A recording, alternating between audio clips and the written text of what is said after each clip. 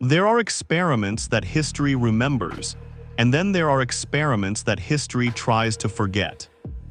In 1965, deep within a research facility whose exact location remains disputed, a group of scientists embarked on a study that would challenge everything we thought we knew about human consciousness, endurance, and the thin membrane separating sanity from something far darker. They called it a sleep deprivation study. The subjects called it something else entirely when they could still form words. The official records are incomplete, redacted, some say deliberately destroyed. What remains are fragmented reports, second-hand testimonies, and the disturbing accounts of those who claim to witness what happened when the human mind is denied its most fundamental need. Not food, not water, but sleep, that nightly death we surrender to without question, that temporary oblivion we trust will return us whole. What happens when that trust is broken, when consciousness is stretched beyond its natural limits, when the barriers between waking and dreaming collapse entirely? The answer, it seems, was never meant to leave that facility. The Cold War was a breeding ground for experiments that pushed ethical boundaries into shadows. Both sides, desperate for advantages, explored the extremes of human capability. Sleep deprivation had long fascinated military researchers. A soldier who doesn't sleep is a soldier who doesn't stop. An operative who remains alert for days gains precious time in hostile territory. The appeal was obvious. The consequences were not. Previous studies had documented the effects of moderate sleep loss. Irritability, impaired judgment, hallucinations after several days. But these were controlled, limited experiments. Subjects could withdraw, sleep was eventually restored. What the 1965 team proposed was different. They wanted to map the absolute outer limits. They wanted to see what happens when you push a human being to the edge of consciousness itself and then push further. The facility was said to be a converted military hospital, though some accounts place it in a university basement, others in a rural laboratory miles from any town. The isolation was intentional. What was about to unfold required silence, secrecy, distance from oversight, and the uncomfortable questions of ethics committees. 5 subjects were selected. The criteria remain unclear, though whispers suggest they were volunteers, possibly students, possibly military personnel, possibly something else entirely. What we know is this: they were young, healthy, psychologically screened. They believed they were contributing to science. They believed they would be safe. They were given a simple instruction: stay awake for as long as possible, weeks if they could manage it. They would be monitored, fed, kept comfortable. Stimulants would be provided, carefully measured doses to keep consciousness burning when the body screamed for rest. The compensation was generous. The risks, they were told, were minimal. The first 3 days were unremarkable. The subjects showed expected symptoms: fatigue, difficulty concentrating, minor mood swings. They played cards, read books, engaged in conversation with the researchers who rotated shifts to observe them. The facility hummed with fluorescent normalcy. Clipboards tracked data. Coffee machines gurgled in the background. Science was happening, controlled and measured. But by day 4, something shifted. One subject, identified in fragments of documentation only as Subject 3, began to laugh at inappropriate moments. Not nervous laughter. Not the exhaustion-fueled giggles of someone fighting sleep. This was different. Observers noted it had a performative quality, as though he were laughing for an audience no one else could see. When asked what was funny, he would stop abruptly, his face blank, and say nothing. By day 6, none of the subjects were speaking normally. Their conversations had become fragmented, circular. They would start sentences and forget them halfway through, staring into middle distance as though listening to something just beyond the range of human hearing. One researcher noted that they seemed to be receding inward, their personalities dimming like lights on a failing circuit. Sleep deprivation hallucinations are well documented. The brain, starved of REM sleep, begins to dream while awake. Shadows move, peripheral vision fills with phantom shapes. But what the subjects reported went beyond standard hallucinations. They spoke of presences in the room, not shadowy figures or distorted perceptions. Presences watching them. Waiting, Subject 2, a woman whose name has been lost to redaction, began to insist that the walls were breathing. Not metaphorically. She claimed she could hear them. The slow, rhythmic expansion and contraction of something alive. She pressed her ear against the concrete, eyes wide, and whispered that she could hear its heartbeat. When researchers assured her the walls were not alive, she looked at them with something between pity and terror and said, "Then what's inside them?" By day 9, the psychological deterioration was undeniable, yet the experiment continued. Why? Reports suggest the research team was divided. Some wanted to stop. Others insisted they were on the verge of a breakthrough, that the data they were collecting was unprecedented. Funding had come from somewhere with deep pockets and deeper interests. Walking away now would mean walking away from answers science had never obtained, so they pushed forward into darker territory. Subject 4 stopped eating on day 10, not because he wasn't hungry. He explained with eerie calm that eating required trust. Trust that the food was food. Trust that swallowing wouldn't open something inside him that should remain closed. He had become convinced that his body was not entirely his own, that something was living beneath his skin and feeding it might make it stronger. The researchers tried to reason with him. They showed him the food. Plain, simple, safe. He smiled and asked them how they could be certain they were awake. How they could know this wasn't the dream and sleep wasn't the only reality. He stopped smiling then, and his face became a mask of exhaustion so profound it seemed to age him decades in moments. "You don't understand," he whispered. "Sleep isn't rest, it's where we're supposed to be. This is the deviation." On day 12, Subject 1 suffered what was officially classified as a psychotic break. He began screaming that he could see through time, not forward or backward but sideways. Into the spaces between moments. He claimed there were things living in those spaces, things that noticed when someone stayed awake too long, things that resented consciousness intruding into their domain. He tore at his own face, not violently but methodically, as though trying to remove a mask. When restraints were applied, he went silent, completely, utterly silent. His eyes remained open, tracking movement, but he never spoke again, not during the experiment, not according to unverified accounts ever again. The facility must have felt like a tomb by then. The fluorescent lights, once clinical and neutral, now illuminated something sick. The air itself seemed to thicken with the weight of consciousness stretched too thin. Researchers reported feeling watched. Feeling as though the subject's collective sleeplessness was creating a kind of psychic pressure, a distortion in the atmosphere of the facility itself. One nurse, in a statement given years later under conditions of anonymity, described entering the observation room and feeling like I was interrupting something. The subjects had stopped acknowledging the researchers entirely. They sat in a rough circle, not speaking, not moving, just staring at the center of their formation as though something invisible sat among them. "They were waiting," she said. "I don't know what for. But they were waiting, and I had the terrible feeling that eventually it would arrive." By day 15, 2 subjects had to be forcibly sedated. The experiment was spiraling beyond anyone's control. But Subject 5 was different. Where the others had deteriorated, he seemed to have crossed into something else entirely. He appeared calm, lucid even.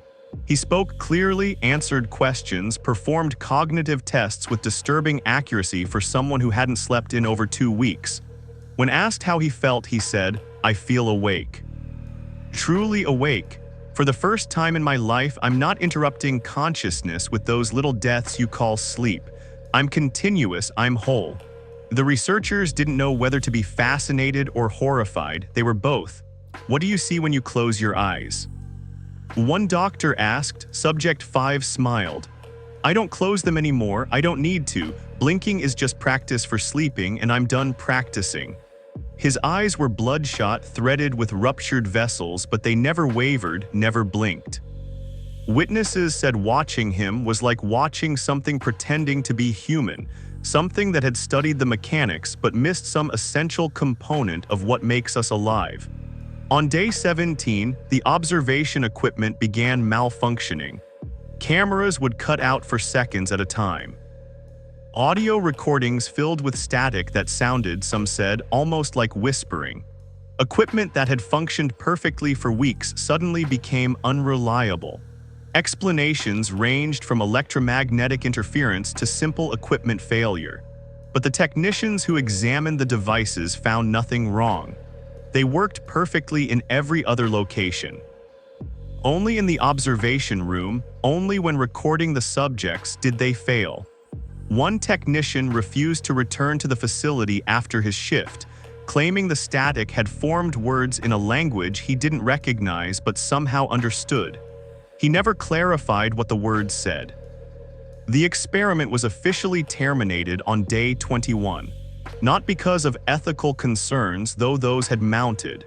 Not because of the subject's deteriorating conditions, though that should have been reason enough. It ended because Subject 5 did something that shattered whatever clinical detachment remained. During a routine check, he approached the observation window. The glass was one way, he shouldn't have been able to see through it. But he pressed his face against it, those unblinking eyes somehow finding the exact spot where a researcher stood on the other side, and he whispered something. The glass was soundproof. No one should have heard him, but every person in the observation room reported hearing it clearly, as though he'd spoken directly into their minds. "You're asleep," he said, "all of you, and we're what's dreaming you." The facility was evacuated within hours. Subjects were sedated, transported to separate medical facilities, their conditions classified. The research data was sealed.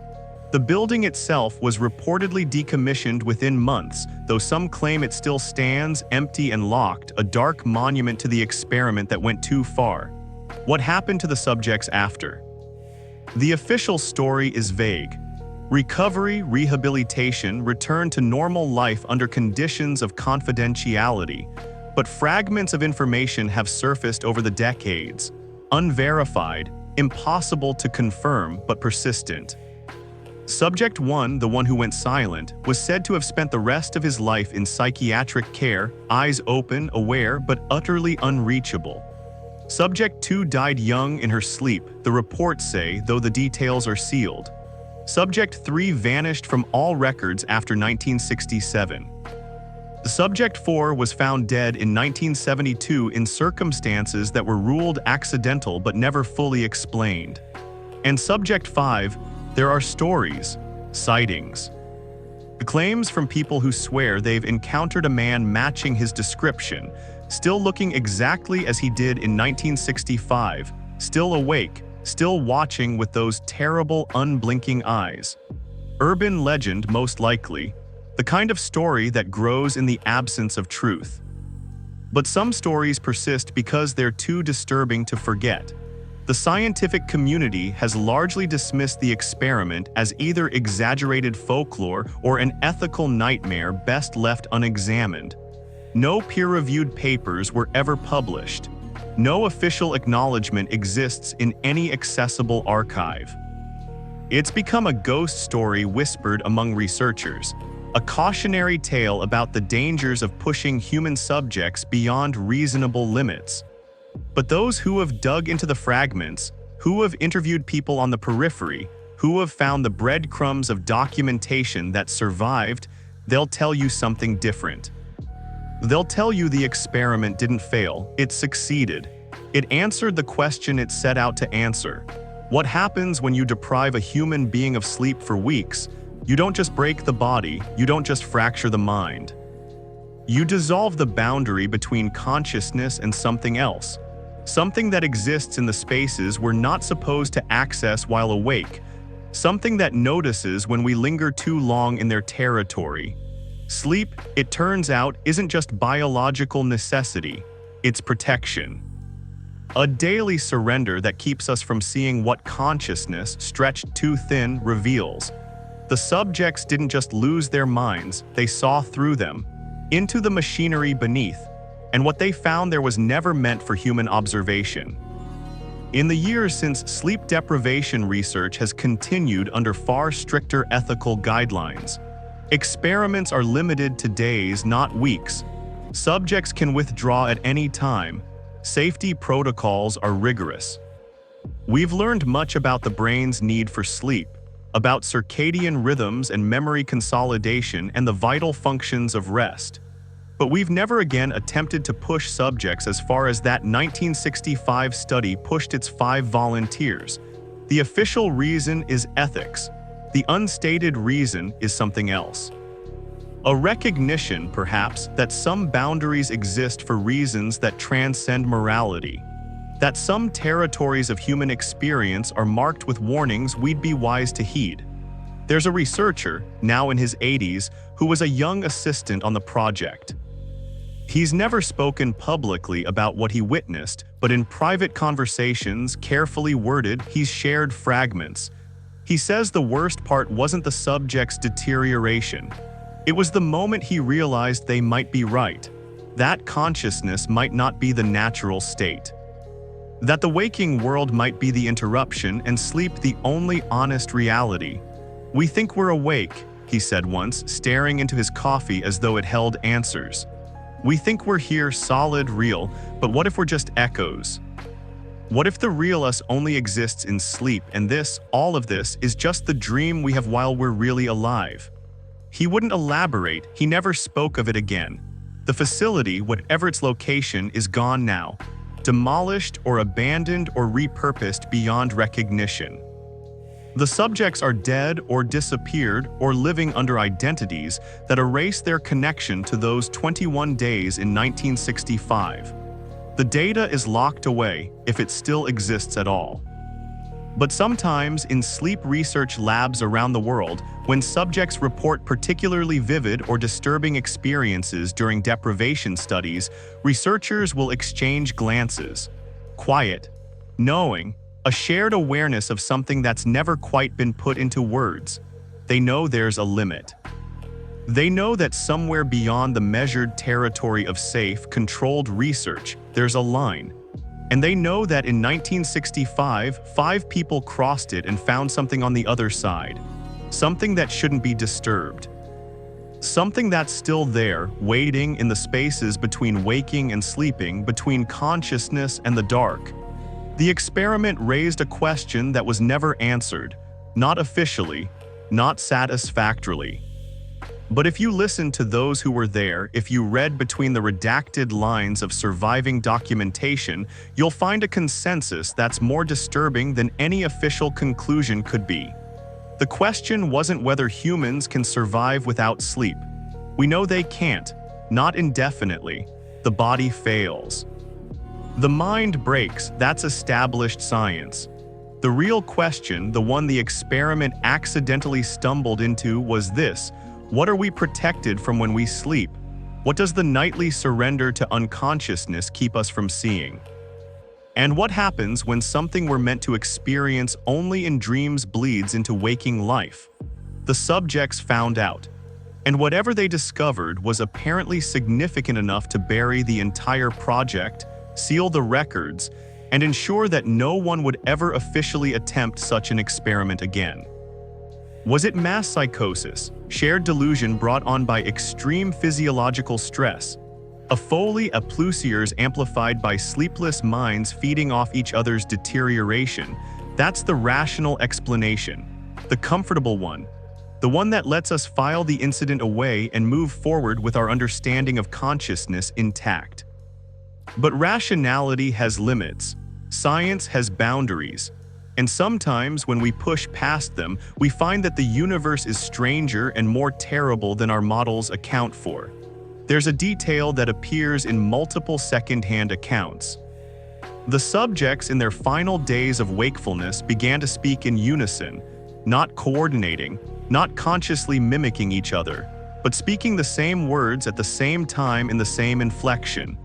5 separate mouths forming one voice. What they said varied depending on who tells the story. But the essence is consistent. They said they could see something vast. Something that exists in the darkness behind closed eyes, in the void between thoughts, in the silence where consciousness goes when we surrender to sleep. They said it had always been there. That every human being touches it every night briefly, unknowingly, and that sleep is the mechanism that prevents us from remembering the encounter. But they had stayed awake too long. They had worn consciousness down to transparency, and now they could see it clearly. Now they knew what was waiting. Now they understood that sleep isn't escape, it's navigation. A careful journey through territory we're not equipped to perceive, guided by ancient biological systems that know the safe paths. And they had wandered off the path. The experiment ended. The subjects were separated. The facility went dark, but the question remains, suspended in the silence of sealed records and fading memories. What did they see? Not the hallucinations of exhausted minds, not the predictable phantoms of REM deprivation, but something else. Something that 5 separate individuals, pushed to the absolute limits of consciousness, all reported encountering. Something consistent enough to terrify the researchers who witnessed their testimony. Something disturbing enough to bury an entire study and ensure its methods would never be officially replicated. We'll probably never know the full truth. The witnesses are old or dead. The documents are locked or destroyed. The subjects themselves have passed beyond the reach of questions, into whatever comes after life, or perhaps into that strange territory they glimpsed between waking and sleeping, where consciousness dissolves and something else begins. But on long nights when sleep won't come and the darkness presses close, some people report a feeling. A sense of something watching from the shadows, not from outside but from inside. From the spaces in their own minds, the territories that sleep usually keeps locked away. They describe it as a presence, patient, eternal, waiting for the moment when consciousness, stretched too thin by wakefulness, becomes transparent enough to see through. And they wonder, lying there in the dark, whether the exhaustion they feel is their body's need for rest or something deeper. A warning. An ancient instinct screaming that they've been awake too long, that they're lingering in territory that belongs to something else, that they need to surrender to sleep before they see what the subjects saw. Before they understand what consciousness, pushed to its limits, reveals. The experiment is over. The facility is gone, the subjects are beyond reach, but the question they raised that lingers, unanswered, unanswerable perhaps, not how long can humans survive without sleep. We know that answer. It's measured in days and weeks before the body and mind collapse. The real question is darker. More fundamental, more disturbing. What is sleep protecting us from? And the experiment's true legacy is the terrible suspicion that somewhere in sealed documents or fading memories there's an answer. An answer we might not want to know. An answer that suggests our nightly surrender to unconsciousness isn't weakness or biological necessity, but mercy. A mercy that shields us from something vast and patient and utterly beyond human comprehension. Something that exists in the darkness where consciousness goes when we close our eyes. Something that the subjects of the 1965 experiment glimpsed when they stayed awake too long and wore their minds down to windows. The experiment ended more than 5 decades ago. But its shadow stretches forward, long and dark, into every sleep laboratory, every late night, every moment when exhaustion blurs the edges of awareness and something moves in peripheral vision. Some mysteries don't fade. They wait, in the darkness, in the silence, in the spaces between waking and sleeping. Waiting for the next person who stays awake too long, waiting to be seen again. The subjects are gone, the research is buried, the truth is lost. But somewhere in the dark, in that territory between consciousness and sleep, something remembers what happened in 1965. Something remembers being seen. And maybe, just maybe, it's still watching, still waiting, for the next mind that wanders too far from the safety of sleep, For the next consciousness that glimpses what lies beyond the veil. For the next person who learns that waking life isn't the natural state of human existence. That consciousness is the interruption, and sleep is going home. The experiment answered its question, we just don't talk about the answer, because some truths are more dangerous than any lie. Some knowledge breaks the minds that hold it, and some mysteries should remain unexplained. Not because we can't understand them, but because understanding might be the last thing we ever do.